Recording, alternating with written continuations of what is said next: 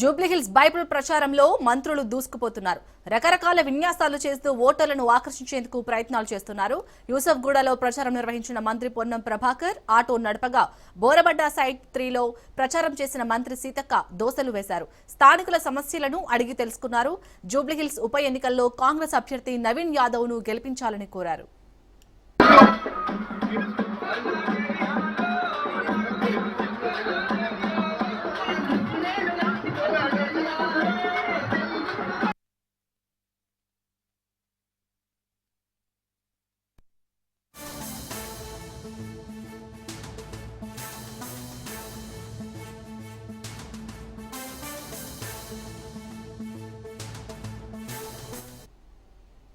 Jubilee Hills bypoll ప్రచారంలో మంత్రులు దూసుకుపోతున్నారు.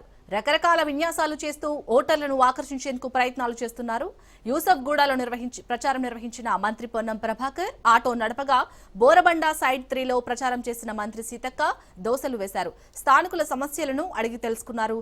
జూబ్లీహిల్స్ ఉప ఎన్నికల్లో కాంగ్రెస్ అభ్యర్థి నవీన్ యాదవ్ ను గెలిపించాలని కోరారు.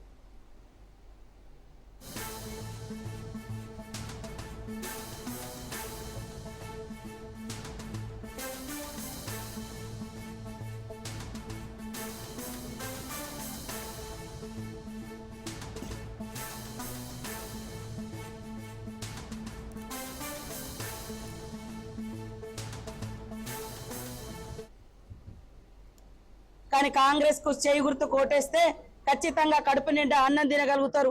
ఉండడానికి ఇల్లు వస్తుంది, ఇంట్లో వెలిగే కరెంట్ వస్తుంది, మహిళలకు వడ్డీ లేని రుణాలు ఇచ్చి మరి లక్షాధికారులను చేయాలని ఒక సంకల్పంతో మరి మేము పనిచేస్తా ఉన్నాం. ఇవాళ గత ప్రభుత్వంలో మరి బీఆర్ఎస్ ప్రభుత్వంలో మహిళలు దాచుకున్నటువంటి 1800 కోట్ల రూపాయల అభయాస్తం డబ్బులను కూడా దోచుకున్నటువంటి ప్రభుత్వం పార్టీ బీఆర్ఎస్. వడ్డీ లేని రుణాలు ఇచ్చి మరి వాళ్లను పారిశ్రామికవేత్తలుగా బిజినెస్ పర్సన్స్ గా తయారు చేయాలని కాంగ్రెస్ ప్రభుత్వం పనిచేస్తా ఉంది.